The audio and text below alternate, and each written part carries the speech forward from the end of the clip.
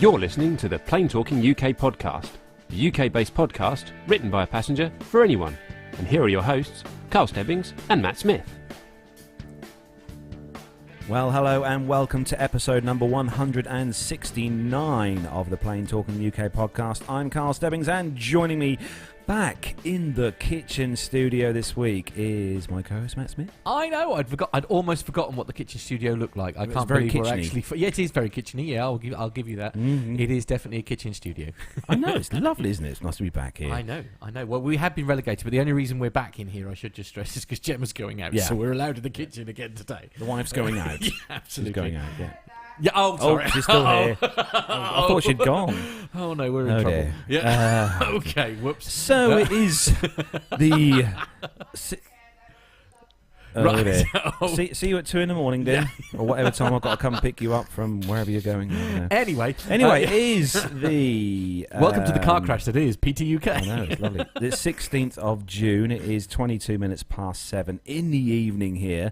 It's probably different all around the world, wherever you guys are all listening to right now. But we have got loads of people in the chat room. We have, as usual, and we've got Jennifer's in the chat room. Cheryl Mandrake, Helen, Mariana, Mark Harvey, Jennifer, where are we? Thomas Mandrake.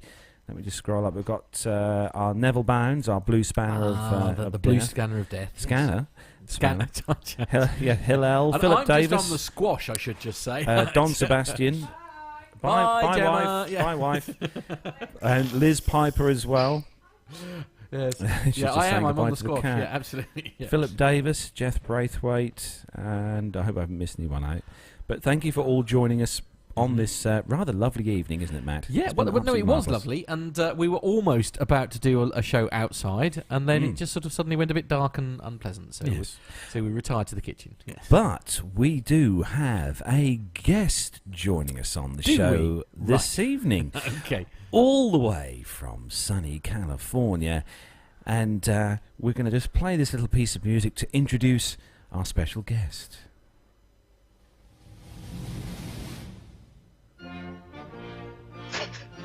Should I be standing up? Yeah, we'll stand up. Yeah, hold on, we'll stand up. Hang on, let's go to the wheelchair. There we are. Very appropriate. It's very appropriate. I have to shout now because we're not near the microphones. Oh dear, I don't know what's going on here. I've officially lost control. Anyway. So, we're going to say a massive warm welcome to our special guest host this evening. He's the one of the fabulous co-hosts of the Airplane Geeks podcast. It's Brian Coleman. Hello. Thank you so much for having me on, guys. Oh, and it's only 11:25 a.m. here. And you guys have driven me to the point of making a decision. Uh-oh. Which do I go with? Oh no. Now, Wolf IPA. Wolf IPA. Yeah. As opposed to Point the Way IPA. So you say wolf among the weeds? Okay. Wolf among the weeds. So, are we really that bad? We're driving people to drink first thing in the morning. This is worrying news. Cheers. Cheers, sir. Yeah, absolutely. Yes, cheers, everyone. We're all sponsoring beer this evening absolutely. In some way, shape, or form on the show. Except for poor Matt. Once again, as I said earlier, he's Des. He's on the squash, so he's. He is. Then, the camera's over here. Sorry, I moved the. This is going really well, isn't it? Actually, I've got a special. We're so professional. I've got a special announcement, actually, Have you? which I haven't told you about, Matt. So this will be a surprise. Okay. This will be a surprise for you. I don't like surprises. I know. Okay, right, yeah. Well, actually, I only found out this week at work. But for those of you who have purchased a T-shirt via the website, you'll know our T-shirt model, who we've had here in the studio with us, Mr. Caton, Mr. Matt Caton. He is a brewer of beer. Oh, yes. And Mr. Caton has this week nearly finished brewing his first batch of PTUK IPA. Oh, now that. And it should be ready hopefully next week. I'm That's hoping. fantastic. I know. He's ever Okay. so excited. He's put together a recipe using Okay. various different hops and stuff. And, Right. And stuff. And he's produced a PTUK IPA. We need to get in contact with Mr. Furlong immediately. We need branding and labels. Oh, God, blimey. Absolutely. Obviously, we're not going to be shipping this out to the States, but we'll obviously let everyone know exactly how the beer tastes. But yeah, it's his first batch, so hopefully, if it's good, we're very excited. Well, of course, it'll be good. It'll be good. Absolutely, yes. Yeah. We have a new person in the chat room here. Actually, we've got a chap by the name of Shorty Cosgrove. He says, "Hello from the aviation capital, home of the Wright brothers." Oh, hello, Shorty Cosgrove. That's welcome, very cool. welcome, In Ohio. Yeah, welcome into the absolutely. chat room. And Mark Harvey, welcome along as well. It's still a good beer class there, Sharps Brewery. Yeah, absolutely. Yeah, it's not quite the same when it's got squash in it. No, mine's in an APG pint glass. Oh, there we look, go. right. Okay. Yeah. Yeah. There we go.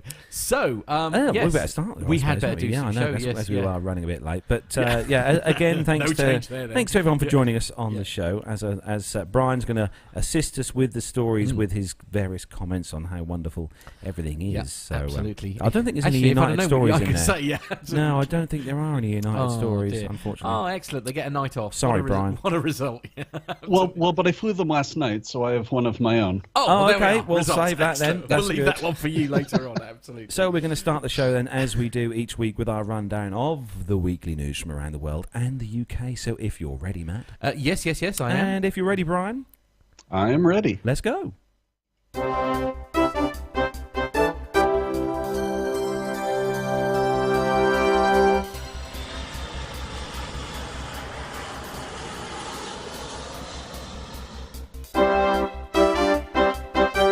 So, kicking off this week's first news story, this one is on the independent.co.uk website. And the headline, it's one of those ones that hit the headlines a few weeks back regarding British Airways and its IT collapse. So, apparently the figures are in, and apparently the IT collapse that BA had a few weeks back has cost BA £80 million. Wow. Actually, that's lower than I thought it was going to be, I've got to be honest. So that's the bill for the bank holiday weekend IT fiasco, according to the boss of the airline's holding company, IAG. Willie Walsh, chief executive of IAG, told shareholders on the May the 27th British Airways that had suffered a power failure to its primary data centre, which led to severe disruption to its flights at the beginning of the UK half-term school holiday. Mr. Walsh described it as a dreadful experience for many of our customers and said that they are truly sorry for what happened. But he rejected suggestions that outsourcing was responsible for the IT collapse, saying this failure had absolutely nothing to do with changes to the way we resource our IT systems and services. He described the restoration of the failed systems as an outstanding achievement by the teams involved, given the nature and extent of the damage suffered. They should have rang you and Nev. At the IAG annual general meeting, Mr. Walsh said that BA is seeking to compensate the passengers on the 726 cancelled flights. Goodness me, as that's soon a number, as isn't it? possible. I know. 726 cancelled flights. So passengers at Heathrow faced further problems on Thursday when the airport's baggage system failed at terminals 3 and 5. British Airways is telling passengers that all of the delayed bags from baggage system outages have all been sorted into their destination order, and the vast majority were flown from Heathrow on alternative flights throughout Thursday. That was yesterday. Some cities are not served on a daily basis or only have one service per day, BA have said. So I take it, obviously, Brian, you heard about the problem with the Spectrum Plus 2 computer that BA have. Right, okay, that melted. For IT. Absolutely. Yeah, I find it really kind of inexcusable that something like that would happen, that the backup recovery systems aren't working. It's just... they're probably interviewing a new CIO right now. Yeah, I would imagine. I've said before, I have a theory. I don't believe them. I don't think it was a power outage like what they're claiming. That is my theory. Really? Yeah. No. I absolutely could see something like this happening. Yeah, it's. Delta experienced one not too long ago. I believe United had one. So absolutely, tragic stuff like this happens all the time. Yeah, really? But you what? Yeah. We're relying on one data, like sort of basically. Well, I mean, they reckon there was 2 data servers that both failed, but both outed by the same. They're on the Power same. They're on the outage. same plug socket. I don't get it. I don't get it. I'm sorry. I mean, I I know it's crazy, but yeah, I absolutely can see it happen. But the fact that their systems are so easy to fall over like that's the tragic part. Yeah, Well, and it's kind of like a hard drive on your computer, right? There are 2 types of hard drives: those that have failed and those that will fail. okay. And so many people are really good at doing a backup. When was the last time you or anyone ever did a restore? And the answer is probably never. No one tests what happens when someone pulls the plug. What happens when the hard drive fails? No one tests that. That's why They I switched should, to an SSD. but they don't. Yeah, I mean, I have to confess I do, but then I usually, well, I don't necessarily do a restore, but I will usually actually test my data to make sure that I can retrieve files from it. And that, I have to confess, that from my point of view comes back from a time because I used to work on tapes.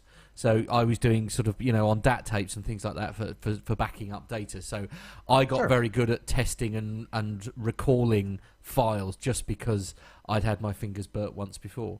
I'm just surprised that, when you have outsourced this to another company, I'm just surprised that they haven't already experienced something like that themselves, therefore been a bit more careful.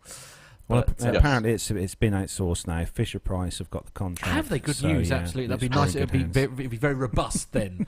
Yeah, and not at all dangerous to under 5s, which is great. Oh, so moving on to the next story, which is all yours, Matt. It's actually a nice story for Is you for a it? change. Okay. Yeah. Well, story number 2, as it always seems to be, is a Ryanair story. This is the...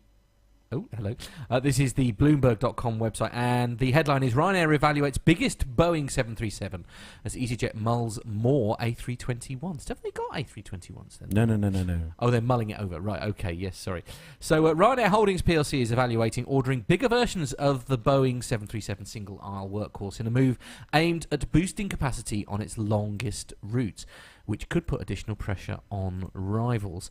Europe's largest discount airline is examining the business case for both the 737 MAX 9s and MAX 10s, Chief Marketing Officer Kenny Jacobs said in an interview Wednesday.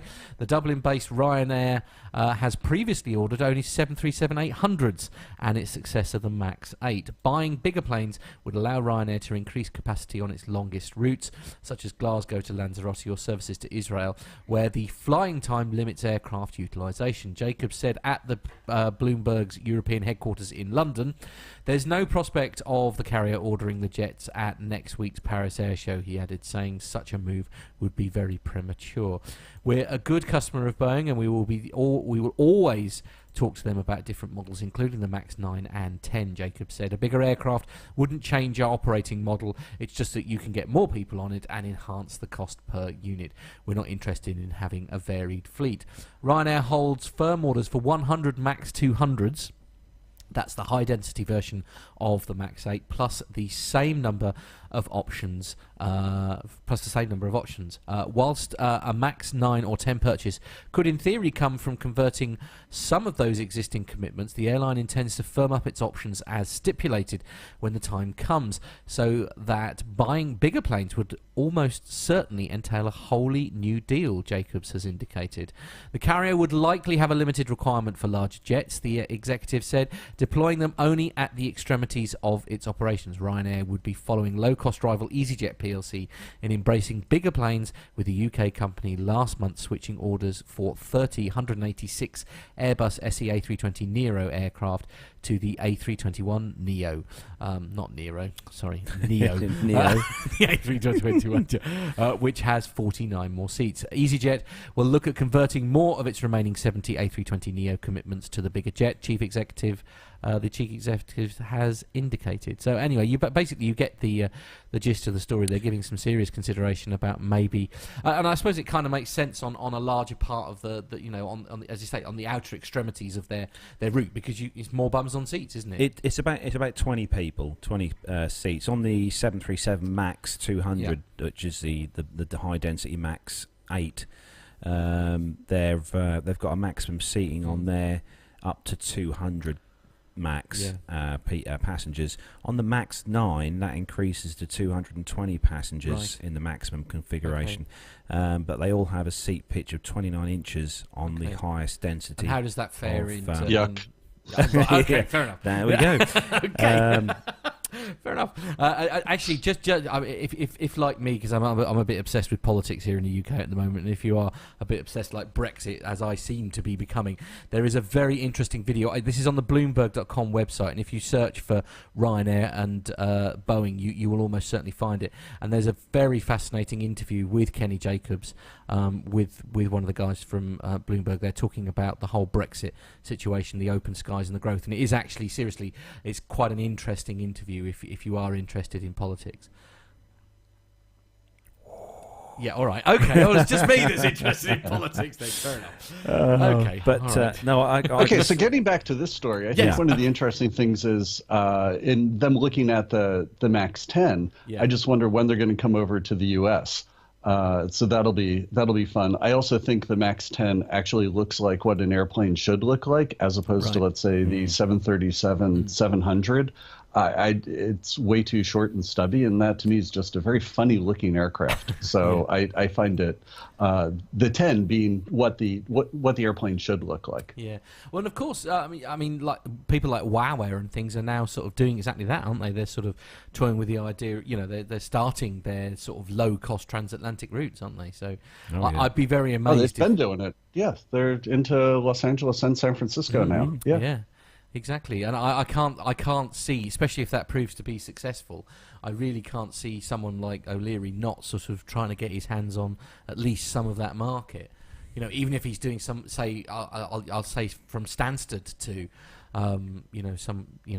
to Los Angeles. I think with EasyJet as well. EasyJet are obviously, but they're upgrading to the 321 Neos. And, I think Ryanair have got to try and keep up with the Joneses, as they say. Right, okay. But I mean, Brian, you were saying so. I mean, really, what are the big differences with like the Max 10? What's the 10 is a big. I mean, the Max 10, I think, Brian, is like the equivalent of a 757. Yeah, just about. Yeah, just about. Yeah. Right. Yeah, and it's almost there, single aisle. The nice part about it, again, the proportions are there. I think it's an attractive looking aircraft, just from an aesthetic standpoint. 757. I don't like that. we'll gloss over that, though. Absolutely. So especially the 737, the 757-300. I'm really not keen on that. You're just. Look, come on. You should all be very excited. I finally have an aeroplane I despise. I can talk passionately about an aircraft I don't like. I love the 75. But anyway. Do you? Yes, I do. What? So the next story is on. Try going to America on one. Oh, really? Oh, there. Down that phone. Anyway, then they moved on to it's the RJ of transatlantic, isn't it? Yeah, indeed, yeah. I love that expression. The RJ of the transatlantic. I like that. Oh dear. Anyway, so the next story is on the economists.com website, and another lovely story here. I'm sure Brian will like this. So the headline: American Airlines reverses a pledge to squeeze legroom further. Oh.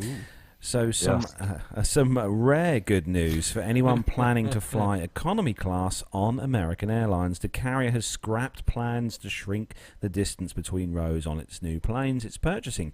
The Texas-based airline had said it would reduce the seat pitch on its new Boeing 737 MAX planes to a knee-aching 29 inches in certain rows. So exactly the same as what Ryanair and EasyJet are doing there. Right, okay, good. Down from its typical 30 inches or 31 inches its current 737-800 fleet. Now it says it will install those rows 30 inches apart. An inch may not sound like much, but its significance is broader. Hold on. I don't know what to do with that information. Anyway, Al's not here. That's what she said comments in there? Absolutely. Al's not here. No, indeed. Moving on quick, yes. The airline made the change in response to the public outcry. Americans said it had received copious amounts of feedback from customers and employees, and that it is clear today that the airline customers feel increasingly frustrated by their experiences and less valued when they fly. People complained and American listened. In fact, the pressure came from more than just ordinary Joes. A member A member of Congress bemoaning the ever-shrinking seat pitch introduced legislation earlier this year mandating a minimum distance between rows. It failed as an amendment to a larger bill, but it could be reintroduced as a standalone legislation. And at a congressional hearing last month, lawmakers berated airline executives for worsening conditions on board their aircraft. But of course, Congress is taking its cues from angry constituents, and the legislation followed a petition with tens of thousands of signatures demanding a minimum seat pitch. And the story goes on kind of about seat pitches and stuff. We don't really want to. We know it's tight in the economy. We can't all afford to fly business class, Can we, Mr. Smith? No, of course not.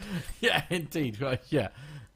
Yes. And Matt, just keep in mind on your beloved 757, your seat pitch was either 33 or 34 inches. Oh, yeah, as opposed to the knee-crushing 29. Yeah, absolutely. So. No, it was just the fact that it tried to kill me by me not being able to breathe through large sections. I was honestly, I keep going on about this, and I'm so sorry, but I literally, like, after about 5.5 hours, like both ways, after about 5.5 hours,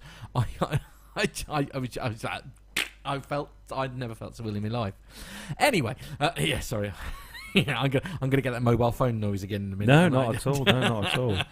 It's as I say, the funny thing is when I came out of because I arrived in London at Heathrow before Carlos, about an hour before you, I think, didn't I? And it was literally, I looked like death warmed up, and Carlos looked like he'd just flown from Glasgow. I mean, he was just like so chilled out. And what were you? And you were on the Dreamliner, weren't you? On the way home, Yeah. the Dash 9, yeah. Yeah, absolutely. So me and Adrian on the Yeah. 777 with Air Canada flying out to Pittsburgh, we had to make do with 38 inches of leg room, which was terrible in premium. Yeah, absolutely. So they're having an interesting chat in the old chat room here. Oh, how They're is the talking chat about- room? Yeah, no, the chat room's fine. Yeah, it's all right. Everybody's keeping an eye on it. It's fine. Oh, good. Very true, Tony. Yes, a 757 is good, very good for short. It is, absolutely. I completely agree. And as I say, Shorty Cosgrove was saying, I flew into Florida. I don't know. I didn't know. And Cheryl Mandrakey's pointed out a very good point, actually. Right. That the advantage of being 4'11" is that leg room is not a problem. Yeah, okay, yeah. Fair point. Yes, well played. The next story, Matt, is for you. Is it? Right, okay. I'll try and be a bit more organised then, sorry. I made the mistake of going to the chat room and getting distracted, didn't I? Yes, absolutely. So this, boy, this is on the Daily Star website. Oh, Thanks that's a for classy that. It's not rag. Classy rag. This is just, it's sort of basically a soft porn newspaper. So quite I was going to say the ads are very interesting. Yeah, absolutely.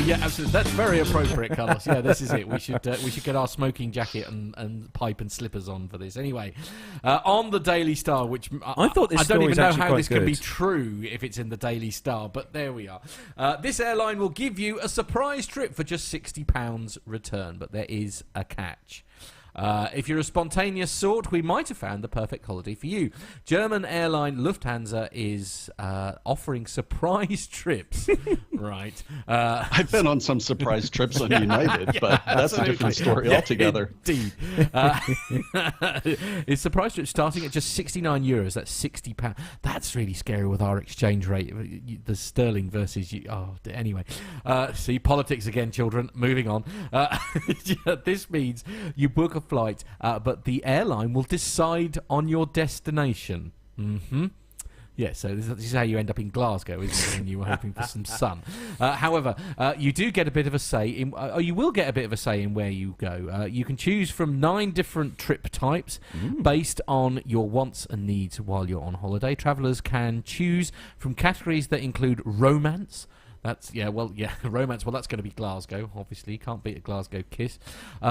Shopping, cities, partying, bromance. Hello. Sun and sand, nature, go east, and sightseeing and culture. So those are the various categories available to you. All destinations are within Europe and include places like Rome and Florence, alongside less visited places like Turin in Italy or the Polish port of Gdansk. Once you have decided your category, the airline will ask you to put in your selected dates and preferences along with who will be travelling. However, these surprise trips are only available from the Frankfurt and Munich bases in Germany, so you have to make your way there first. There are no refunds once you've made your purchase, and the airline added that the more flexible the traveller is, the more savings they can expect to make. This is not a new concept. Companies have been organising mystery breaks for years. One such company, a US-based Jubel, will plan a personalised trip for you covering a bunch of different destinations that you only find out due to a letter they leave you with some instructions. Again, this company offer options to choose from before you book your break, so you have a slight idea of what you're signing up for, but the destination remains a mystery. So this just sounds like the fancy version of the Coach Magical Mystery Tour that some companies in this area still do. I can't think of anything worse personally. It's just funny though, if you kind of book one of these tickets and you think, I'll just leave it up to them to choose where I want to go. Pack your bag, get your suntan lotion in, get your bikini and whatever you're in, or your mankini, and end up in Antarctica. Right. Yes. Yeah. There is that risk, isn't it? Yes. You may not be dressed for the occasion, but I mean, does a magical mystery tour appeal to you, Brian? I mean, I suppose you could argue that any flight with United is a similar has a possible similar outcome. Yeah, that's what I said. I've been on several before, so I end up sleeping in the city that I wasn't planning on. But no, I think if I had the time, sure, I absolutely would do something like that. I think that it's a great idea. And time, obviously, is something you almost never have. So this year has been a challenge. Yes. Yeah, I could. And my most recent flight, for those who are keeping track on Airplane Geeks, my return flight last night put me over the 100,000 miles for this year. So this year, and it's June. Yes, that deserves. It's June. It's only just got halfway through. No, there should be some booze, not booze. Congratulations. There we go. Okay, right, we're close. Yeah, so we need some booze. For I need booze. I've got booze. No. Booze? I do. I genuinely feel a migraine. Booze too. Yeah, because Brian's. He's. There we go. Yes. Well done. So, next story. Moving on. This has got a rather interesting video which goes with the story, which Matt might be able to put on while I'm reading. But the next story is quite a shocking one, actually. This one was. No, it's not. I did say we hadn't got any United stories, but we have. This one actually broke today on the 9news.com.au site. This one, and the headline: Massive fuel leak forces United Airlines to cancel flight. Now, if Matt does get a chance to put the video up for this, which video is it? It's on the site. It's on the website. It's the one that says fuel gushes from plane while waiting on tarmac. It looks like they turned a fire hose on. I haven't got that in this. That hasn't come up. It's definitely on that website. Trust me. Come round here and have a look. It's not there. Anyway. Do you need me to send you the link again? Okay, no, hang on. I'll I think I know what's happening. Anyway, you carry on. I'll work it out. So anyway, so the story then: massive fuel leak forces United Airlines to cancel flight, and it is a monumental fuel leak. So United Airlines' reputation has suffered another blow after a flight was cancelled after fuel gushed from a plane's wing as passengers waited to take off. Now you can see on the video there, which Matt has just played. If you refresh that, that'll play again. Yeah. Newlywed Rachel Brumfield and her husband Mike were ready to depart for their honeymoon to Venice on Tuesday evening from Newark Liberty International Airport when they spotted fuel pouring out of the plane's left-hand side wing. She said, I'm sitting looking out of the window at the wings, and all of a sudden fuel started shooting out of the wing really, really hard, Brumfield told the New York Post. Newlywed couples alerted staff who inspected the leak and reported to the pilots who shut off the engine. Wow. The flight was cancelled. Passengers were offered hotel vouchers as they disembarked. The incident, which took place Tuesday evening, forced United Flight 170 to return to the gate and its passengers to disembark. Passengers on the flight were provided hotel rooms for the night and rebooked on later flights, United said in a statement. United did not reveal the cause of the fuel leak. The airline has come under public scrutiny this year after a series of embarrassing issues. And we all know there's embarrassing issues. And Really? A leak like that is certainly an we don't need to go into that issue. again. No, But indeed. on watching, I mean, I watched that video a few times, and although the angle's not wonderful, which the people have taken that picture from, it I mean, it's looks to definitely me. gushing. Well, it looks to me like a lot of a lot of aircraft, nearly a lot of few aircraft have the fuel dumps capability on the aircraft. Brian, they have the dump sort of nozzle on the tips of the wings, and that. I mean, it looks Yeah, that to goes me. out the back, not the front. Yeah, Helen just said that it's an open valve, not a leak. Yeah, Right, yeah, okay, yeah. but yeah. that's still not what I'd want to see. Whilst No, it's No, not what being you... on the plane. No, No. indeed. While you're sat there just thinking, No. does anybody know this is happening? Yeah. I mean, it would be even worse if you saw some baggage handler walking along with a Cuban cigar with on a the go. Cahoots. Yeah, absolutely. Yeah. Yeah. Did you like that one, Brian? I thought you'd appreciate that, Brian. And kind of the question I have over this is the article says that it was the passengers that told the flight crew that notified the folks in the flight deck. Don't you think that the people in the flight deck would see their gauge rapidly going to dropping at an empty alarming and rate, think that there's a problem there? Yeah, panic, alarm bells. Yes. You'd like to think Yeah. that the cockpit were already aware, wouldn't you? It's just like... Have you switched the fuel feed on? No, not me. No. No, We absolutely. seem to be losing a lot Yeah. of fuel. Absolutely. Yeah, a bit worrying that. Yeah, I must say. I mean, if it's coming out at that kind of rate, I mean, surely when they tried to fire up the engines, they might have noticed because they're not. It's like we're not getting any fuel. What's going on?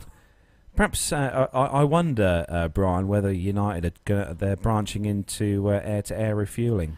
Right, I mean, it's always an option. But they just forgot to put an aircraft behind there to close. catch Yeah, it. underneath. Yeah. Kind of not a lot of point if it's on the runway. I mean, you could just bring a truck. Do it old school. That's terrible. Yeah, it's one of the most useless things to a pilot, right? Is fuel left at the airport. Yeah, Yeah, pretty exactly. much. Yeah, absolutely. Yeah. I mean, it's useful. It saves you burning it off when you come into land. Maybe there is always that. So the next story, moving on, Indeed. is a interesting one. This is a bit of a kind of a netty IT type-ish. Is it? Right. Yes, of course. Yes. So this is on the VMER website. I'm not really sure what that website is, but anyway, it says free airline tickets scam continues to target Facebook users. Facebook users are falling victim to scams claiming to give away free plane tickets in honour of airline anniversaries. In exchange for free flights, users are asked to visit and share a website pretending to give away prizes. The fraudulent posts contain links to legitimate-looking sites like deltagiveaway.com, emiratesnow.us, aeroflot-com.us and others. Would you really want a free flight on Aeroflot? Yeah. now. Yes, okay. And others, tricking tens of thousands of people into handing over personal information, downloading malicious browser extensions or apps, and subscribing to unwanted paid services with subscription charges. Downloading unknown browser extensions can be especially dangerous. Many can steal data like passwords, credit card numbers, and user login information. Each site contains a brief survey with 3 questions. Do you use a specific airline? What do you like best about the airline, and are you satisfied with the quality of service? Brian, if you could answer all of those 3 questions, that would be great. Once the inquiries... Wait, hold on. Someone's trying to get a hold of me. Okay. Oh, that's not supposed to be happening. Anyway, once the inquiries are completed, users are told they're a click away from earning the free tickets. They just have to share the website's link to their Facebook page and hit the like button. How can you avoid becoming a victim? Moscow-based cybersecurity from Apache Lab warns potential victims could pay close attention to the URLs of data requesting sites to ensure they're authentic. Users should also be extremely careful when sharing posts on Facebook, which can prevent others from falling victim to the same scheme. Safeguarding a device with antivirus software will prevent the installation of malicious browser extensions and warn users if they're about to visit a phishing site. Now, I have to be honest, we do get a lot of these. The big one round here, or certainly here in the UK, is Morrison's vouchers. Oh, you God, quite yeah. often see Yeah. a similar sort of scam doing the round. Guys, the long and the short of it is you don't get anything for free. exactly. And just come on, guys, stop falling. Yeah, if it sounds too good to be true, it probably is. It probably is, absolutely. And if you have genuinely won a competition, I mean, it's like if you entered the competition, then that's different. But if you haven't entered the competition and they contact you and all I wonder whether Brian gets those emails, free flights on United. Right. Just click here. Okay. Yes. No. Yeah. No, I only get those after something has gone terribly wrong. yeah, absolutely. So, yes, going back to my earlier question, Brian, it was each site contains a brief survey of 3 questions. So I'd like you, please, to answer those 3 questions. Do you use a specific airline? Yes. Yes. Most of the time. What do you like best about the airline? Actually, their frequent flyer program. I think they have really one of the best frequent flyer programs in the world. Yeah, I'm not going to disagree with you on that one. And are you satisfied with the quality of service? It's gone. I think the line's gone dead. What? Hello, Brian. I'm still there. Again, most of the time, I think that they do a good job. It was interesting. The flight that I had last night, it was delayed apparently due to weather over the Midwest. The flight crew certainly did their best to help us along and make us comfortable. However, I was flying with a flight attendant that I think also flew during World War II. So right. She was very near retirement age. Okay. And I did get your email, Brian. Yeah, I really thought that if anything were to happen with the plane, I would have to help her off. It was, yeah, she needed a hip replacement. It was just tragic. Okay, good. Okay. So moving on to the next story. Before we are soon. Yes. And I'm sorry, guys. Sorry. Speaking of Carry moving on, I do indeed I have an appointment with the motor vehicles, and I do need to run to that. However, since you guys seem to have your shows almost as long as airline pilot guy, chances are I could be back from the DMV and join you again. Okay, So- that's All fine. right, okay. Yeah, that's fine, Brian. Yeah, I don't know how to feel about that. Maybe slightly offended, but anyway. Give us a call when you come back, Brian. All right. And I just realized that I have had an IPA and now I'm off to the DMV. So I wonder how that's going to go. Good luck with that. Okay. Just tell them it was a PT UK IPA. Yeah, absolutely. Ladies and gentlemen, we will come back with Hopefully, very exciting news and how he got on at the DMV, hopefully a bit later. So we'll say goodbye to you Take for now, care, Brian. Take care. We'll chat to you a Bye. bit later on. Thank you Take so care, much. mate. Bye, Yeah, Brian. No problem. Bye. Woohoo. Okay, so on to the next story then, as Carlos was saying. This one is on the National Business site, this one. And the headline, Emirates Airlines sets sights on augmented reality glasses. Wow. So Emirates are hoping to shake off budget airlines coveting its long-distance customers, and they've set their sights on goggles.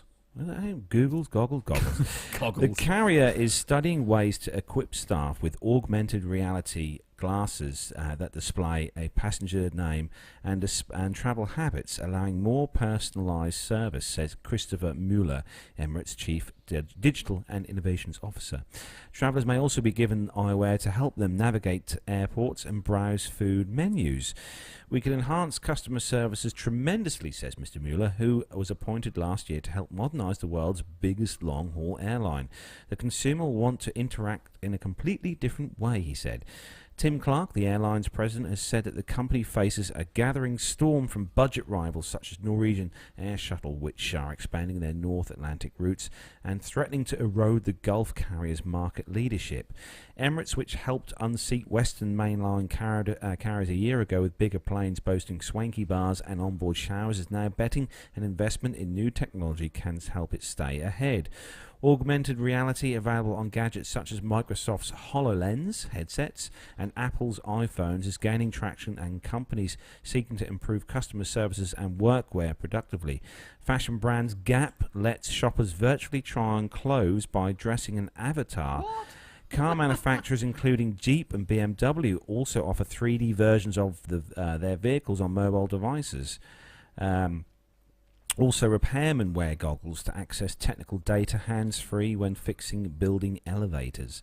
Mr. Mueller is gearing Emirates technology for a new era as the airline grapples with some of the toughest operating conditions in its 30-year history. In addition to competition from cheaper rivals, the carrier has recently been hit by weaker oil prices, which have hurt demand from the Gulf's wealthiest travellers by tourists' growing security concerns as well. The airline in March announced its first annual profit decline in 5 years and halted dividend payments to its government shareholder for the first time in at least a decade.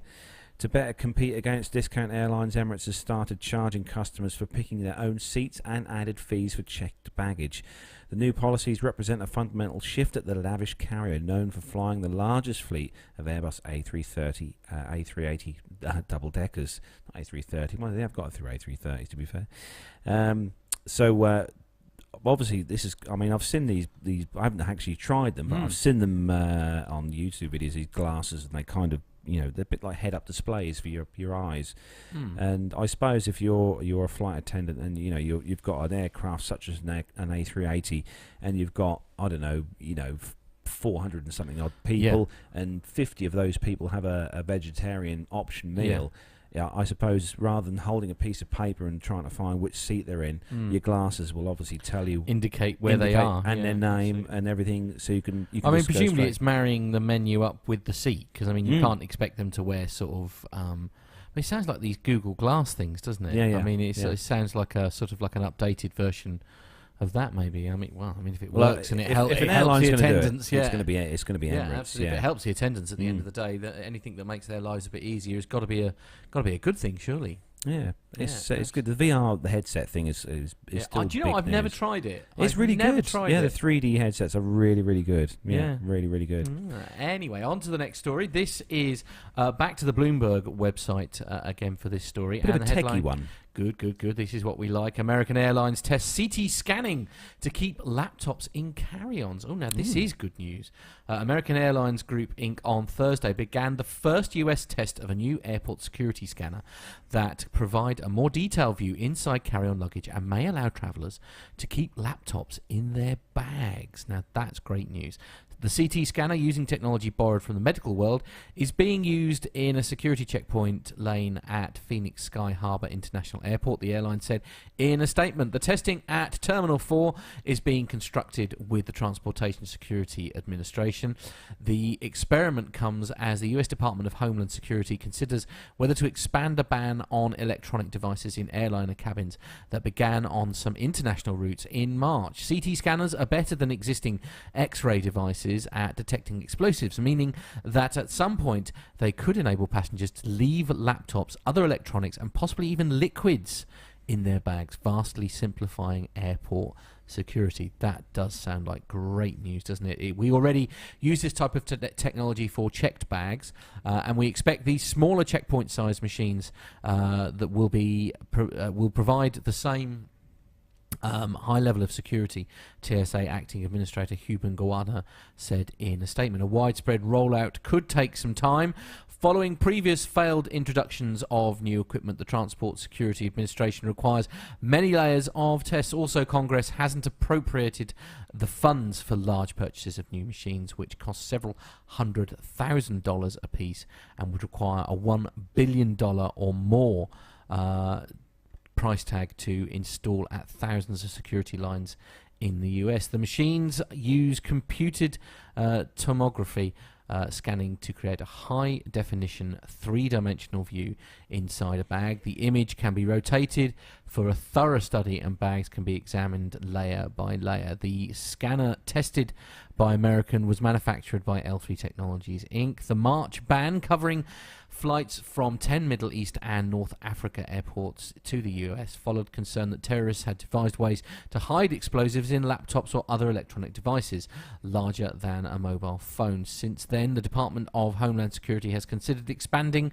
the ban to Europe. The TSA has sanctioned a second test at Boston Logan International Airport using a CT scanner made by Integrated Defense and Security Solutions in Joseph Paresi, the company's chief executive officer, said by email that the machine is installed earlier this month. This machine was installed earlier this month, and TSA screeners are being trained to use it. Paresi said the device already is undergoing tests in Amsterdam. If the tests are successful, American and the TSA may deploy the CT scanners to other checkpoint locations, the Fort Worth, Texas-based airline said. CT scan, I mean, they use those to scan the brain, don't they, in hospitals, yeah, CT absolutely, scanners. yeah. I mean, that's incredibly, well, expensive, Yes, but a very detailed scanning device. But if from what I've heard. it's surely any layer of speeding up airport security with a more detailed and accurate scanner, surely that's got to be a good thing, isn't it? I mean, it's... and the more that this equipment is being purchased and installed, the cheaper they will become. So, you've got to... It'd be interesting to find out, how they get on with the tests of these. You could argue that can you really put a price on security? Exactly. I mean, that is the obvious question. It should make things safer, Very technically. much so. Yeah, in theory. So moving on to the next story. This one's on the independent.com .mt website, and the MT standing for Malta. And there's a surprise. I know. Oh dear. So everyone sigh. I know. It's my second home, the gorgeous island of Malta. So the headline: winning design of traditional Maltese balconies set to dress two new Air Malta aircraft. So for those of you who didn't know, Air Malta have a fleet of Airbus A320 and A319 Airbuses that they use in their fleet. The new livery design was chosen for the new Air Malta aircraft added to the fleet, named Romeo and Juliet. Oh, that's nice names for aircraft. Oh, no. The competition, they had to design the logos for the aircraft for designers to send ideas to Air Malta, and the winning design, which Matt can possibly put on the screen if he's feeling up to it. Oh, sorry. So I went back to the chat room. I'm very sorry. They're having a very interesting conversation in there. The winning design was chosen or won by a US national, Mitchell Dill, who designed the plane in a pattern of a colourful traditional Maltese balcony, which are going to dress the windows of the aircraft in blue, yellow, red and green of the Air Malta colours. In the next few weeks, engineers will be working closely with Mitchell to simplify the design and install the Maltese balconies on the aircraft in the form of decals, a design prepared on special paper to be transferred onto the aircraft. And the second prize winner, the People's Choice Award, was designed by Malta designer Sean Passalia, which features the traditional Luzu. The winners each won 2 business class tickets for 2 individuals. A total of 69 designs from various volunteers were submitted to the Air Malta for the design. And I think it's quite nice. It'd be interesting to see what the aircraft looks like with the design, because we all know how a lot of the airlines, that's the second place winner, that one. That's is it? Right. Yeah, that's the design they have on their traditional Maltese boats, fishing boats. Right, yeah. But interesting, because what we all know, I mean, some of the airlines have fantastic designs on their aircraft. I mean, Alaska Airlines have the salmon on the side of their aircraft, and obviously we've seen the airline with the whale. I forget which one it was now, with the big whale on the side of their 380. I forget which airline it was now. We covered that a few weeks back. So yeah, I think it's good when airlines have different designs on some of their aircraft. Because I don't know, Nev will actually know. Nev will know. BA Toy, they had different designs, tail art on their aircraft a few years back now. So a few years back, customized tails and stuff, which didn't go down too well at the time, if I remember rightly. But yeah, there we go. The first place design there on the screen. I think I prefer the second one, if I'm honest, from a personal point of view. Yeah. I don't know. We'll see. Yeah, that's an artist drawing, that one. So okay. Yeah, it'll hopefully look better when it's. It's not. It's leaving me a bit cold, if I'm honest. Oh, really? Okay. Yeah. So the next story, it's a big bum story, especially for you, Matt. I don't know what to do with that information. Right. Anyway, this is the LondonEconomic.com, and we're back to the world of tech. So the world's longest aircraft takes to the skies. So the world's longest aircraft, dubbed the Flying Bum, took to the skies yesterday for a surprise test flight. Hundreds of people gathered to watch the 20-ton Airlander 10 perform aerial maneuvers in a 4-hour flight. The 92-metre long, part airship, part aeroplane was badly damaged when it nosedived during a test flight on the 24th of August last year. Following extensive repairs, it reached the highest altitude so far in its 4th test flight after taking off from hangars in Cardigan, Bedfordshire at 6:05 on Tuesday, 6:05 in the evening on the Tuesday just gone. A spokesman for its manufacturer's hybrid air vehicles said that the flight had not been announced to avoid a mass of spectators gathering in the village. What, in case it all went horribly wrong again? Yeah. The company hoped the Airlander, which can carry 10 tons and up to 60 passengers, will be used for luxury commercial flights over the world's greatest sites from 2019. Passers-by spotted the 38,000 cubic metre prototype preparing for takeoff in Cardigan Airfield. The hundreds of people gathered around the airfield after a local group of blimp spotters also used the weather conditions to predict the test flight. Roger Skillen, 38, of St Neots, Cambridgeshire, took these incredible pit photos of the flight after he heard its engine was on. The amateur photographer had wanted to get some behind-the-scenes shot of the film sets at the hangar for a new Justice League superhero movie and a Dumbo movie, as you do. So it's some great photos. So obviously, it's the Airlander is an interesting. Yeah, I think it's fair to say that it's been having a few problems, and it did. Yeah, obviously, its very first test flight didn't exactly. You've got the pictures actually, mate, on that story.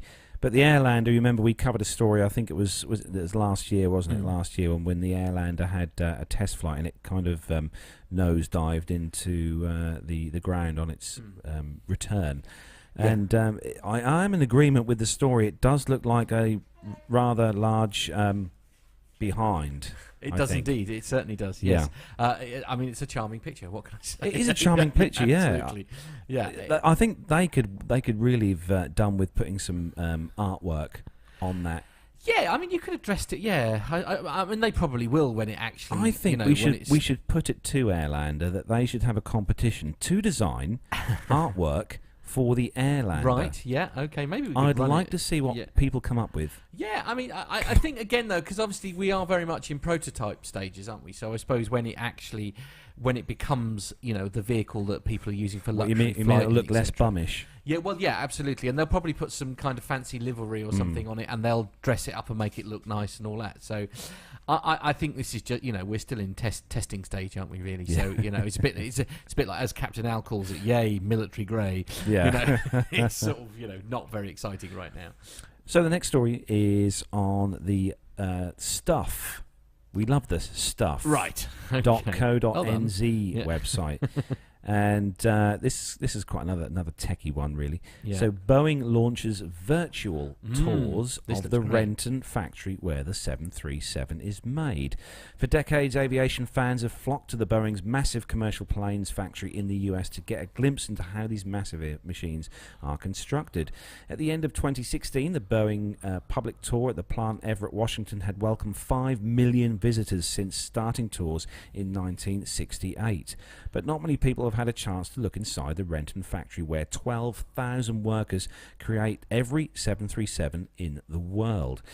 Boeing 737 aircraft, which obviously everyone's flown on at some point in time, they'll get a chance to see these being made in the factory at Renton, Washington. Now, thanks to new technology, Boeing is taking armchair aviation enthusiasts on a tour of the 102,000 square metre factory.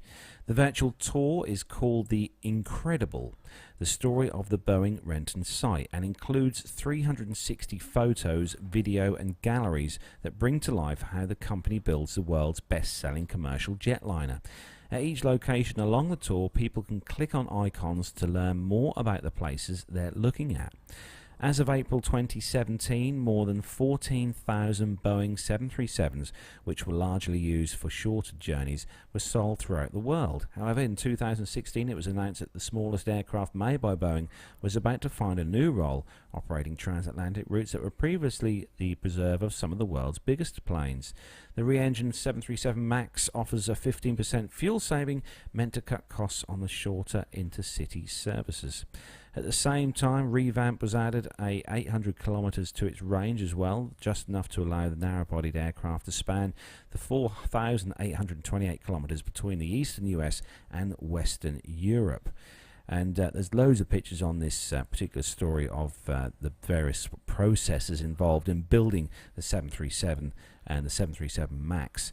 And it's definitely one of those places on my bucket list I would love to go. Matt had the opportunity, obviously, earlier this year to go to Toulouse, to the Airbus factory. Yeah, and I think, you know, it's on everyone's bucket list, any Av geek's bucket list, to go to either, you know, the Renton site over in the States, or to Toulouse in France to see, obviously, the Airbus I would say, site. speaking from personal experience, I mean, myself and Owen had a great time in Toulouse at that thing. I mean, it's basically it's a glorified bus tour, but you do see so much. It's really good. I mean, you sat on it was a glorious day when we went. It was so hot.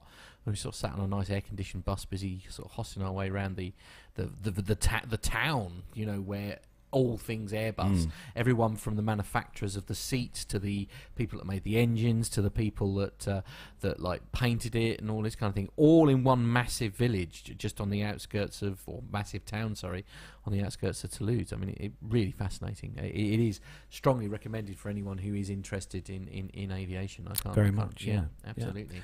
So the last story, which is Matt's, is an interesting story. For anyone who has ever thought of putting the words VIP alongside low-cost air carrier. Yes, it's sort of a bit of an oxymoron, isn't it? Really, it's a sort of like an odd combination, really. So this is on the dailymail.co.uk. There's the Mail online, so if it's in the Daily Mail, it must be true. So the headline is: EasyJet unveils swanky private lounge you can relax in for £475. How much? I know, but isn't that the point of using a no-frills carrier, to lower the cost of your holiday? EasyJet has made a name for itself by making holidays abroad considerably cheaper, but now the no-frills airline is giving its customers the chance to make their holidays a lot more expensive by offering them the opportunity to relax in a private lounge that costs £475 to enter before they take off.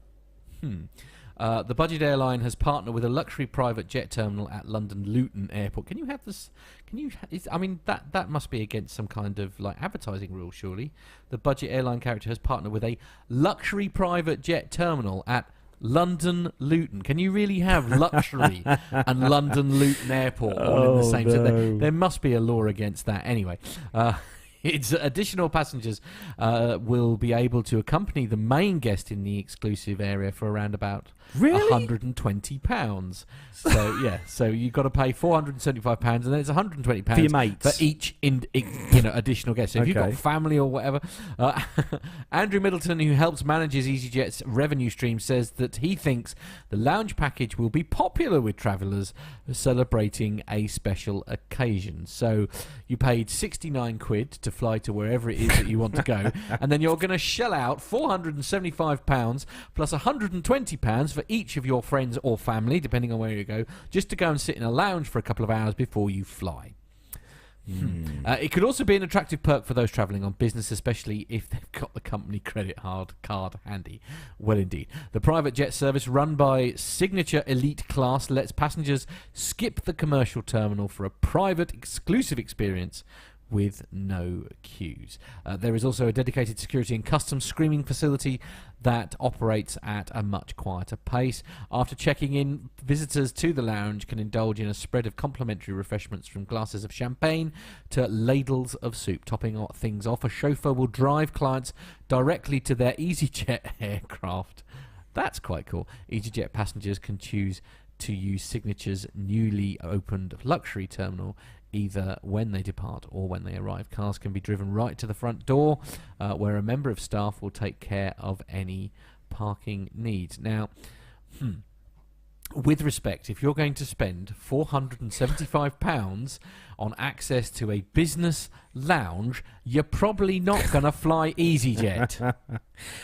Well, actually, I was looking online on Luton's one of the websites for lounges at Luton, and there is another lounge, a kind of executive kind of lounge at Luton Airport, which you can go to, and it's £26 each. Right, yeah, that's a bit more like it. And for your £26, you get snacks, beer, wine, spirits, a spa service, which you have to pay for, but you get Wi-Fi, free Wi-Fi, flight monitors, TVs, newspapers, magazines. Well, when we were going to go, when myself and Owen were doing the whole Toulouse thing, because we were there quite early, we did genuinely consider going into one, because it was only £23 a head, but you got fed for that £23 a head, and you sort of thinking, we reckon if we'd have been there another half hour, we probably would have done it. Just to sort of sit in a nice, comfortable lounge away from the riffraff, But I mean, for your £26, you get, like I said, you get snacks, drink. Yeah, and you also get fast track through security as well. Yeah, and that's got to be worth its weight in. But that's £26. Yeah, and one you're on. Oh, you get fast track for that as well. Yeah, and so that's £475. Probably because obviously we all know that for SafeJet that Pip flies from Luton. Yes. So perhaps this is a lounge that Pip flies. In fact, he's in the chat room at the moment. He says, I use the Luton lounge all the time. It's very mediocre as far as lounges go. So, I'm surprised SafeJets haven't got a posh lounge for their pilots. Yeah, absolutely. Yeah. Or for their pilots. For their pilots, I was thinking more the clients. for the pilots, yeah. But there we go. Pip flies in a posh lounge though. In his lovely, gorgeous, well-appointed Hawker. Yeah. I mean, that is a flying lounge. Hillel's actually saying they'll make a business school product management and marketing case study out of this. I think he's right. What a load of nonsense. I know. I'm sorry. As I said a minute ago, for goodness sake, if you're going to spend £475 on a chuffing lounge, you're not going to be flying Poxy EasyJet, are you? No, you'll be flying BA. Well, quite right. Like probably in business class. Yes. Yeah. In business which case, you'll probably use the BA lounge. Yeah. Because you haven't got to pay £475. And it's probably included in the price of your ticket. Well, yeah, probably. Yeah, absolutely. Because you're paying thousands of pounds anyway. So there we go. That was the last story in the commercial segment for indeed. tonight. Yes, actually. But talking of Pip, indeed, we have actually got a segment from Pip coming up, and we've got a few snippets of some interesting military newsment as well, and we also have a very special segment from Nevil Bounds. That's been sent in, and Neville's he's gonna kind of maybe do us a little. We've got a couple of bits to look forward to. But we'll tell you more about that in a minute. But as you have mentioned, the legend that is Pilot Pip, because he's in the chat room. He is in the chat room. It's time to welcome him to the helm, and let's leave the legend that is Pilot Pip in charge as we welcome plane safety. Plane safety from the flight deck with Pilot Pip.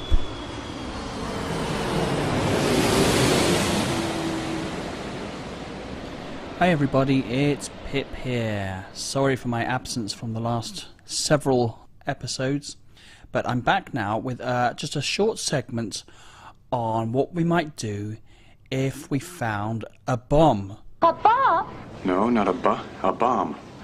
Airlines do from time to time receive bomb threats. In almost all of the cases it turns out to be a hoax. Just people playing silly pranks, wasting time. And to my knowledge, we at SafeJets have never received an actual bomb threat, a hoax or otherwise, but I suppose it is conceivable. Although my feeling is, in my particular end of the aviation market, it's a very low-risk event. Obviously, there's been some high-profile cases over recent years of explosive devices on airlines around the world, so we need to have procedures as flight crew as to what we might do if we do receive a bomb threat. Now, it's quite unlikely that we as flight crew would receive any bomb threat directly. It would probably come through the office, dispatch, or maybe through air traffic control. And honestly, my feeling is that these days, with the threats we face at the moment, or the groups of people we're dealing with, if they really wanted to blow up an aeroplane and they had the means to do it, I think they would just do it, and rather than issuing a bomb threat beforehand.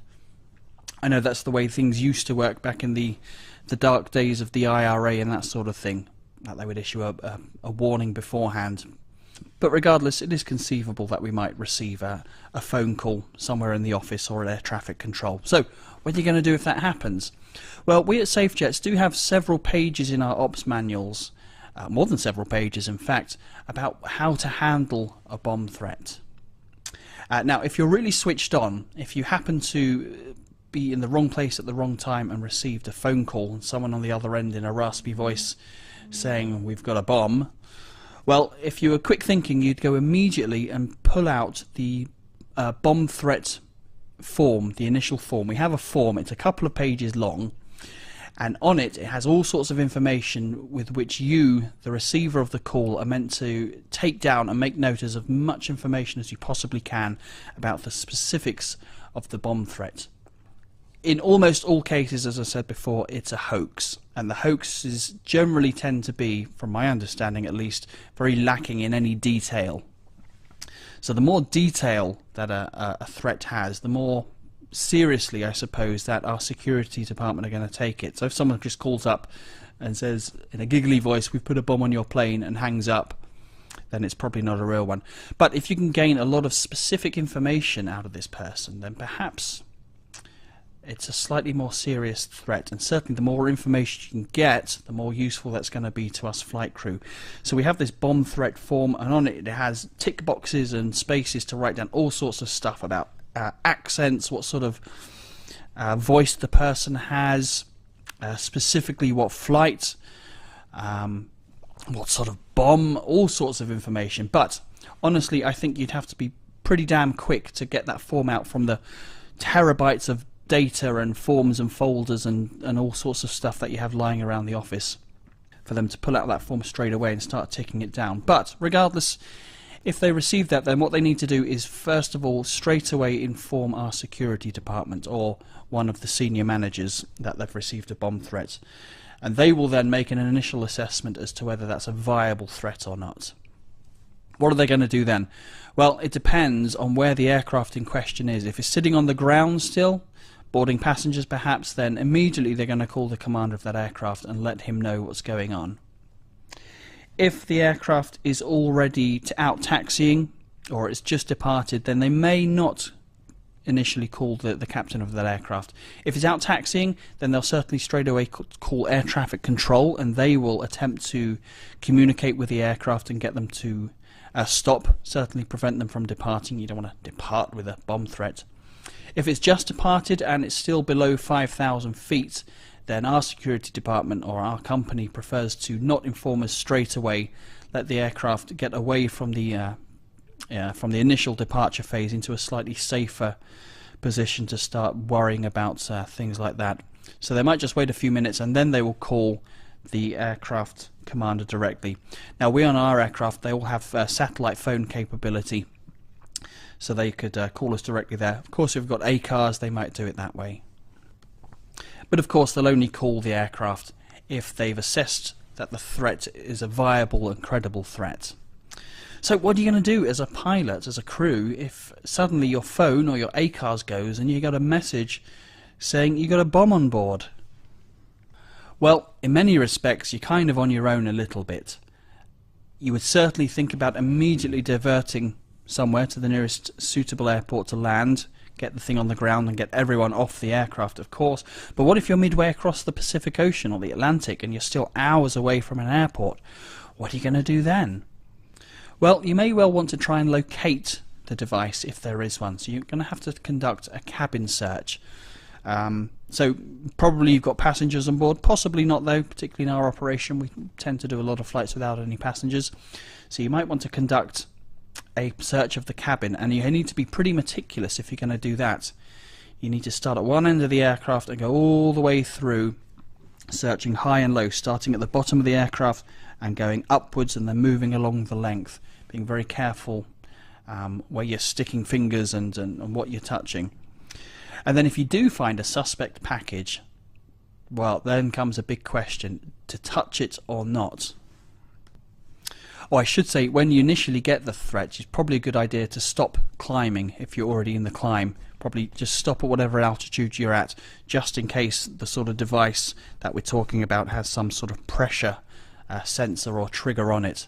So if it hasn't gone off yet, then brilliant. Stay where you are, don't climb any further. So if you find a suspect package, what are you going to do? Well, if the owner is there on the aircraft, then they'll be the one who you want to start touching it and opening it. If at all possible, try and avoid playing around with it yourself. But you might not have any choice. If you're still several hours away from an airport, then you're gonna have to do something. Whether to leave it, whether to open it and have a look, move it. These are big questions, and you really have to play it by ear, I think. Now, we've got a couple of bits of advice in our manual if we do find a suspect package. And the first of those is to cover the package or the bomb or whatever it is as best you can. So cover it with something waterproof to help prevent any subsequent fire if the thing does go off. So find some sort of polythene wrapping or polystyrene, cover it in that, something waterproof, and then pack it with something that's going to absorb the blast. Pillows, blankets, that kind of thing. And then secondly, you may want to consider moving the device, the package, to something called the least risk bomb location. Now, I don't think I'm giving away any state secrets here. This is all information freely available on the internet. But every aircraft will have a location that's been assessed as being the least risk place to put a bomb and for it to go off to cause the least damage. So obviously if you have a bomb going off right in the middle of the aisle, over the wings perhaps, near the fuel tanks, over all the wiring to the avionics and to the flight controls, that's potentially going to cause a significant amount of damage and a lot of loss of life in a crowded cabin. So you might want to move it to somewhere that it's going to cause less damage. Yeah, you're certainly not going to find anywhere on a pressurized aircraft where it's going to cause no damage, but certainly there are places you could put it where you might limit the damage. Now, I'm not going to give away too much on that, but suffice to say, common sense would dictate that it's away from fuel tanks, it's away from the most crowded areas of the aircraft. Certainly move all the passengers away from it. And actually, the best thing you could probably do is to put it near one of the windows away from the wings, and then pack the package with wet blankets, with wet towels, cushions, in order to create a shaped charge. So instead of an explosion going into the cabin and causing massive pressure waves and doing a lot of damage that way, if you can somehow direct the explosion out of the aircraft, out through a window, something soft and breakable like a window, then hopefully the majority of the explosion will go out of the aircraft and away from the passengers. But you'd have to be a pretty brave soul to start fiddling around with the bomb and moving it. I'm not sure if I'd be too happy to start picking up what I thought was a bomb, because who knows what sort of trigger it might have on it. A pressure sensor, some sort of movement sensor, maybe it's a time device. God knows. I mean, I'm not a bomb expert by any means, but I'd be more than a bit nervous about picking one up and moving it. But if needs must, then I suppose you've got to do that. If you really think that this thing's going to go off and you're several hours away or some time away from an airport you can get to quickly, then you might just have to move it to the least risk location. Now, what about disarming the bomb? As flight crew, all of our bomb disposal and disarming training comes from watching Lethal Weapons 1, 2, 3 and 4, which in my book is time well spent. So if you're going to have a crack at disarming the bomb, then we all know, cut the blue wire. Or is it the red wire? Well, I'm thinking we should cut the blue wire. Hey, wait! What? That's not what I'm thinking. What? Do you think maybe the red? No! Yes, I trust you. I guess not. Well, I'm cutting the red wire, okay? Help! Oh! What? What? A minute ago you said blue. Did I say blue? Riggs, you said blue. No, I meant red. Okay, folks, I think that's enough from me. I was going to go on and talk about hijackings and things like that, but maybe I'll save that for another segment. Until then, take care everyone, and may all your travelling be explosion-free. Bye.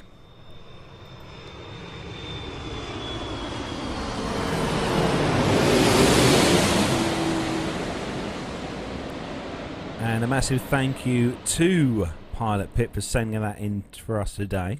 Yeah. Very, very much appreciated. And we all, obviously, because Pip is somewhere in Europe somewhere at the moment. I must say there's been some interesting has comments been in the some chat room, it has to be said. One of the suggestions from Richard King was to flush it down the loo. We all know it all drops out at the bottom of the plane. Another good suggestion we had for Pip as well, if he should have to cover the explosive device. Yeah.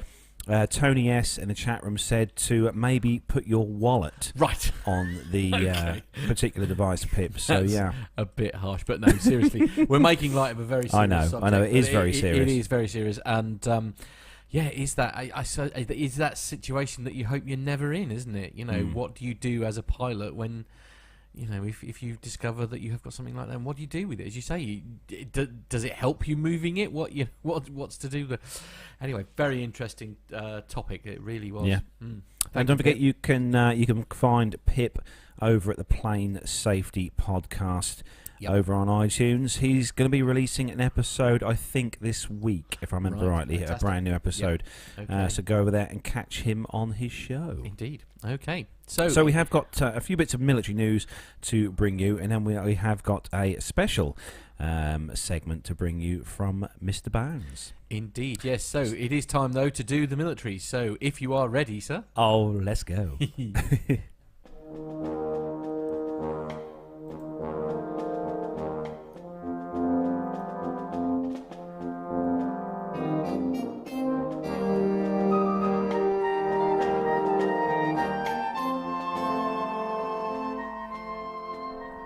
So the first news story on the military news segment for this week is on the Royal Air Force site. Always best gonna have site in the world. The RAF, the good old RAF.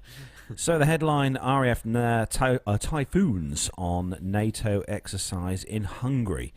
So 2 Royal Air Force Typhoons from the 135 Expeditionary Air Wing joined several NATO allies at Papa Air Base. Allies. Nice. A load of wheels. Yeah, absolutely. Yeah. They joined these allies, anyway, at Papa Air Base in Hungary as part of an exercise load diffuser. Deployed as part of a force of 4 aircraft to Mihai Kogalniceau Air Base near Constanta in Romania. Apologies for pronouncing it, there for any of our Romanian listeners. The 2 typhoons were a huge hit with the Hungarian public, apparently. So during the 2 days, and there are obviously lots of people watching the aircraft and mobbing the pilots, apparently. The main purpose of the exercise was to test and increase the interoperability of the various NATO partner air forces, and it's a change from the quick reaction alert duties that they've been carrying out in Romania since May. The Typhoons acted as Red Air on the 7th of June to test themselves and their allies. Paul added, playing as Red Air, pretending to be the enemy, gave us the opportunity to fly against a range of aircraft that we would normally not encounter. It was also a superb opportunity to show off how truly capable and world-leading the Typhoon is. Held from the 22nd of May until the 9th of June, this was the biggest air exercise in Hungary for many years. Alongside the Typhoons were some 400 people from the air forces of Hungary, United States, Slovakia, Slovenia, Croatia, and the Czech Republic. Well, the RAF aircraft deployed to Romania are part of the UK's contribution to reassurance measures to ensure the operational capability of NATO's eastern flank. The enhanced air policing mission demonstrates NATO's flexible capabilities and readiness, underlying the commitment of allies to each other. There's a few pictures on there with Matt put on there. You did, well done. I've been up close and very personal with one of these RAF Typhoons at Riyadh a few years back, and they are incredibly noisy. Really? When you're close up to them, they are, but stunning aircraft to see close up. Very, very nice indeed. I bet. So next story. Yeah, next story. This is on Flight Global, and the headline is Saab's Gripen E makes its flight debut. So Saab's first prototype Gripen E fighter has completed its debut flight from the company's Linköping site. Linköping site in Sweden, performed by test pilot Marius Want on the 15th of June. The milestone sortie with aircraft 39-8 lasted 40 minutes, says the manufacturer. The aircraft reached a planned maximum altitude of 13,000 feet and 300 knots. That's 555 kilometers per hour, it adds. During the flight, the aircraft carried out a number of actions to demonstrate various test criteria, including the retracting and extending of the landing gear. Saab says the flight was just as expected, with the aircraft performance matching the experience in our simulation, said Want. Its acceleration is impressive with smooth handling. Jonas Help, who is the head of Saab's aeronautics business area, notes that the first flight of the prototype was conducted with the fully qualified software.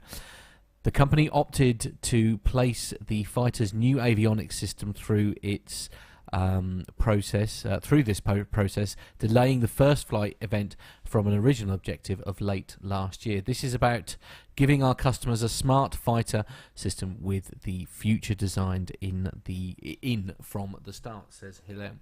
The flight test activities will continue to build on this achievement, with the program on track to achieve the 2019 delivery schedule for our Swedish and Brazilian customers. The nations have so far ordered respective totals of 60 and 28 new Gripens, with the Brazilian Air Force also to field the type in a two-seat F model configuration. So I'm just going to pop the picture of that. It's a really so we've got a couple of photos there. It's the Gripen E. There's a few specs on the Gripen E for all you military buffs. The Gripen E has an overall length of 15.2 metres, wingspan of 8.6 metres, and a maximum takeoff weight of 16,500 kilos. Right.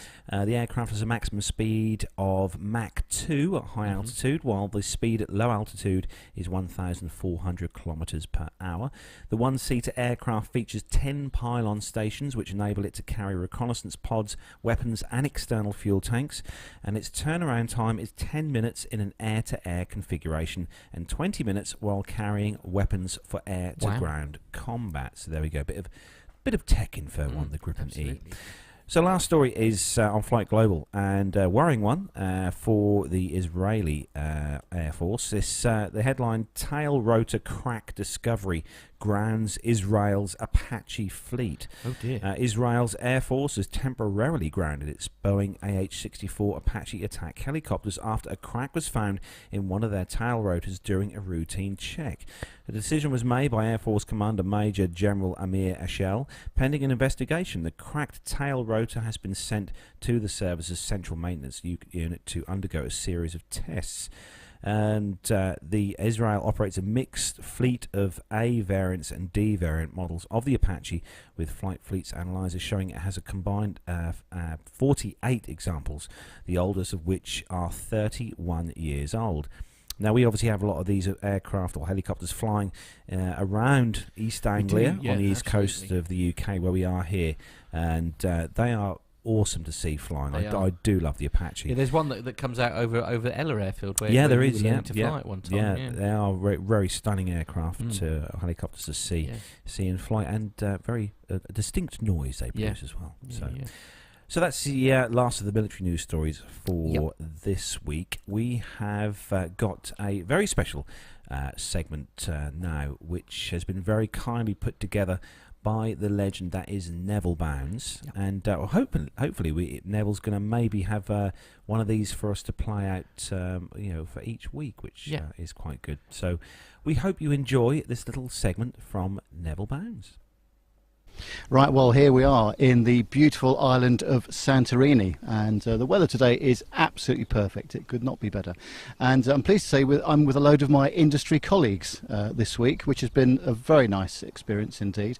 And one of the people that's been key to organising all this is a lady called Helen King, and I'm with Helen now, and she runs her own company. And tell me a bit about your company, Helen. We are an event and travel company, so it's Effective Event Solutions and Effective Travel Solutions.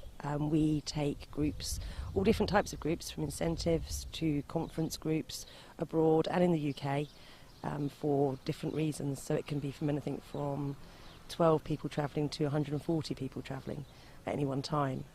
So it's all the organisation from the start to picking the destination, picking the airlines, picking the transfers and the hotel, etc. So it's the whole package is what we organise.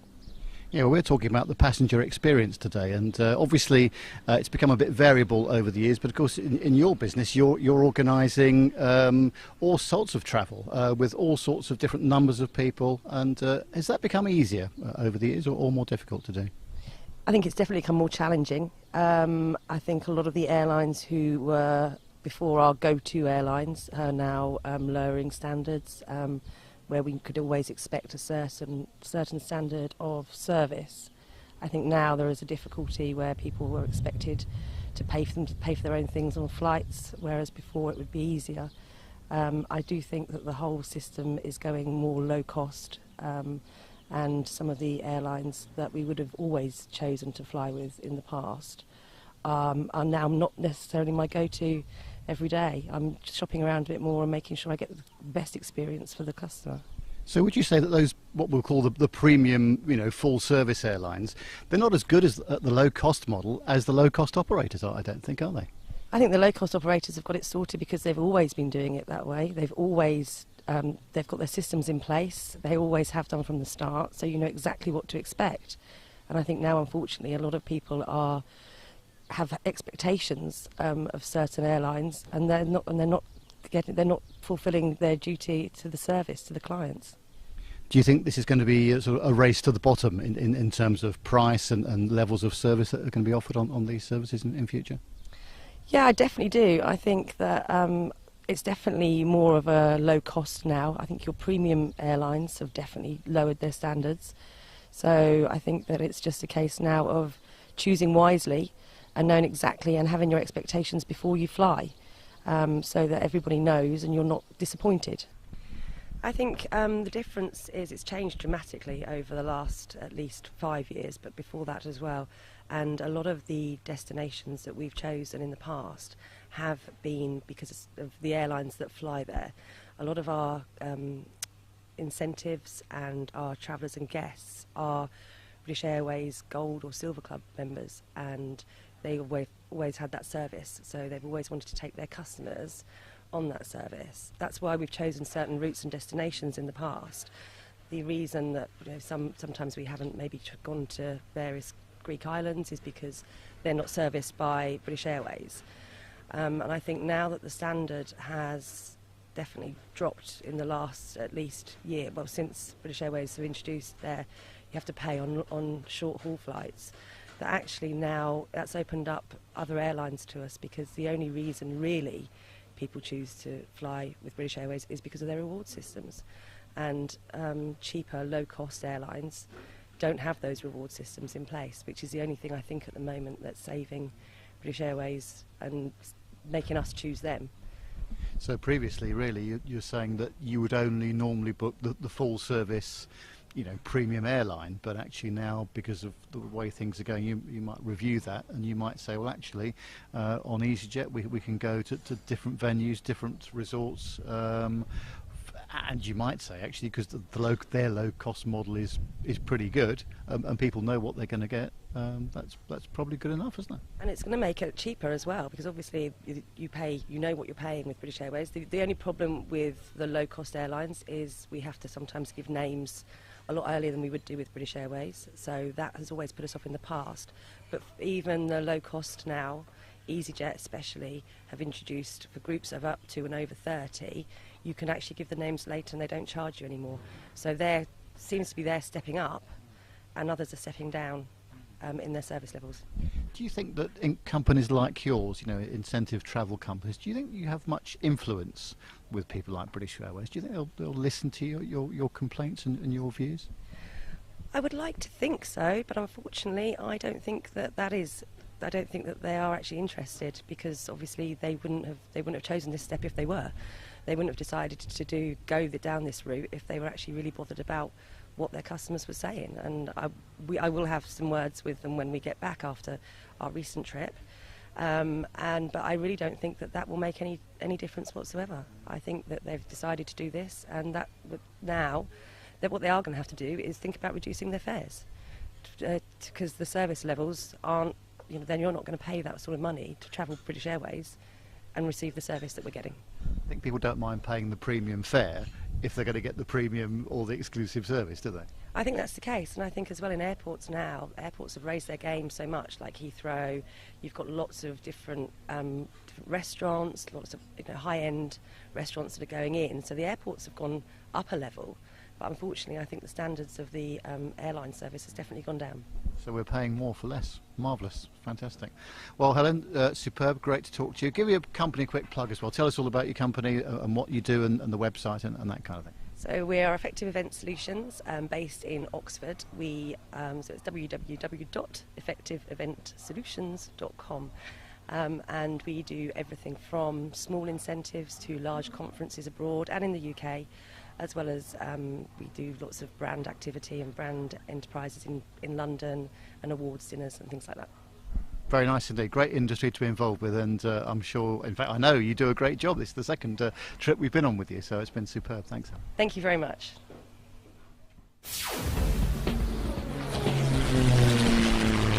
Find this and other great shows at the Aviation Media Network. thevoicesinyourhead.com.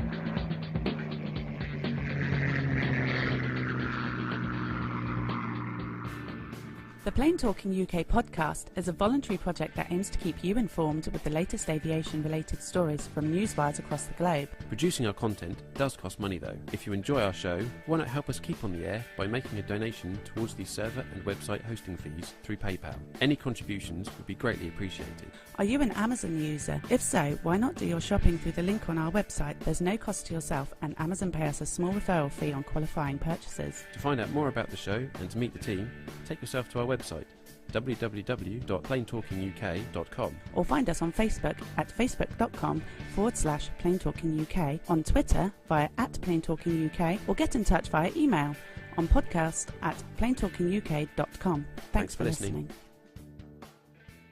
Flybe 5823, Trent Dane for 23 Manchester, Wizz Air 6X, climb flight level 210, direct to Bretlands Park. United 123, maintain 280 knots. London 2TME, turn right onto Bravo, link, 21 join Alpha, hold at Mora, Speedbird 472, LOC/TME, approach runway 27 left, follow the green stand 544. That's enough air traffic control for today, Nat. Bedtime. Aviation media has long been the domain of the newspapers and magazines. Well, not anymore. I'm Steve Vischer. And I'm Grant McCarran, and we're bringing aviation right into your radio. Yes, we're making aviation cool and interesting for everyone. Hang on, aviation's always been cool. Check this out. How cool is this? Grant, turn that down. Here at Plane Crazy Down Under, we've got pilots, engineers, air traffic controllers, industry leaders, even politicians dropping by to talk to us about the amazing world of aviation right here in Australia and occasionally New Zealand as well. Wow, that's cooler than I thought, mate. Find us at planecrazydownunder.com, on iTunes, or lurking about on other people's podcasts just like this one. We've got crazy accents and lots of great aviation content. And we promise not to talk about the cricket. No, never. Not the cricket. Quack, quack, quack, quack. What is cricket anyhow? Something we win a lot. Oh, there oh!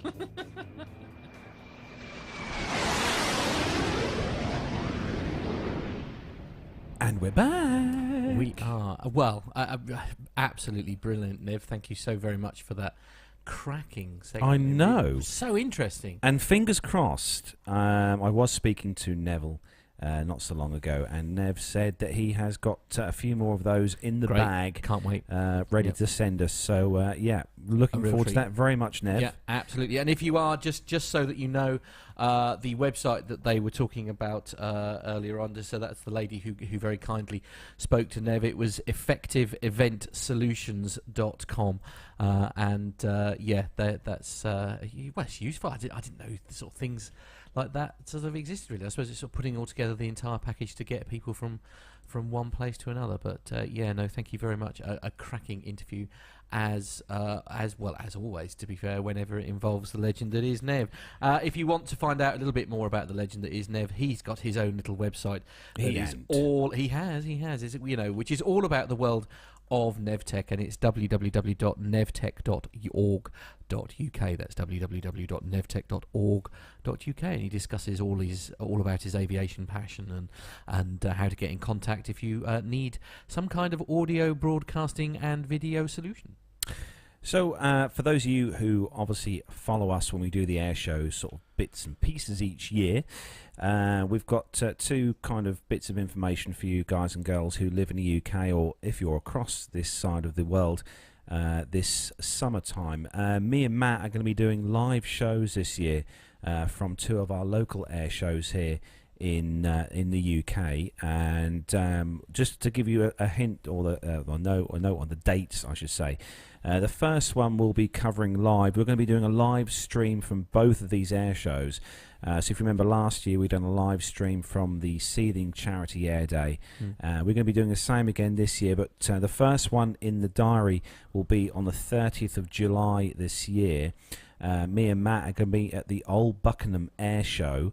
I had a really nice meeting last Saturday with the guys there, and they're going to look after us very well on the Sunday, the 30th of July. That's the Old Buckingham Air Show, and if you want to take yourselves over to their website, on it's all the W's, www.oldbuckingham, that's BUCKENHAM, airshow.co.uk, and we'll put the links to these in the show notes as well.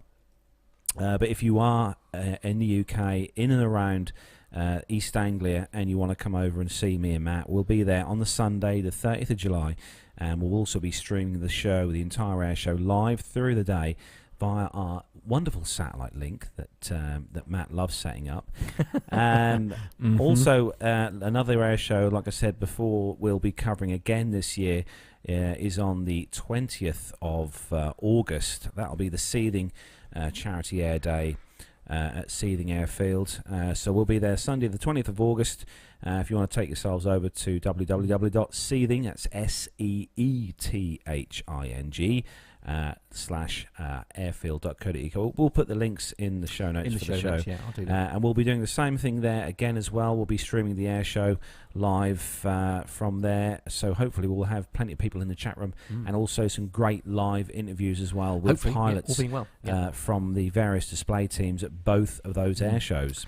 Yeah, indeed. Obviously, Pip was on the show earlier. If you want to go, and you must listen to the Plane Safety Podcast, it is www.planesafetypodcast.com, and that's where you will find his show. The last episode he posted, there's one apparently hopefully coming this week, is literally the Not in Pittsburgh special, PSP 41, which obviously he was very thrilled not to have been there. Yes, we did miss you, Pip. We did very much so. It wasn't the same without him. It really wasn't. I know. But, we did miss him. Yeah, absolutely. Don't forget, of course, you can buy our T-shirts. Yes. If you want to, www.planetalkinguk.com/store, and you will find those that say, take yourself to our website, www.planetalkinguk.com, and there is Mr. Caton modelling one of our marvellous, with our very special beer. It's a great way of owning a nice piece of a really good quality T-shirt, Fruit of the Loom T-shirt with some quality embroidery. It's got an embroidered logo and also some screen printing on the back, and it's a great way of also helping to contribute towards the show. So, and which you also can through Patreon as well. Don't forget our awesome Patreoners that donate to the show each month. If you want to donate to the show and help keep us running the show, you can take yourselves over to our website, and there's a Patreon link on there. There is. Which we very much appreciate. We do, very much so. So that is where we bring episode number 169 to a close. That is the end, I'm afraid. It's we did get Brian back. I know, but there we are. It's that's the way it is. I'll tell you what, he got down the DMV. Yeah. And they said he's now in prison. Can you blow in this tube, yeah, sir? Yeah, absolutely. And Brian blew in the tube. Yes. And now it beeped. Yeah, absolutely. And he's not been allowed to leave. So that's great. So, but on a serious note, thank you so very much to Brian, who joined us earlier in the show. Yeah. It was great to have his contribution. Hopefully we'll get him on the show again very soon, where perhaps he can stay for the whole show. That would be great. But from all of us here, that is where we bring 169 to a close. Thanks very much for watching. We'll see you all next week. Take care, everyone. Goodbye. Have a great weekend. Bye. Goodbye. Goodbye. Goodbye. Goodbye. Goodbye.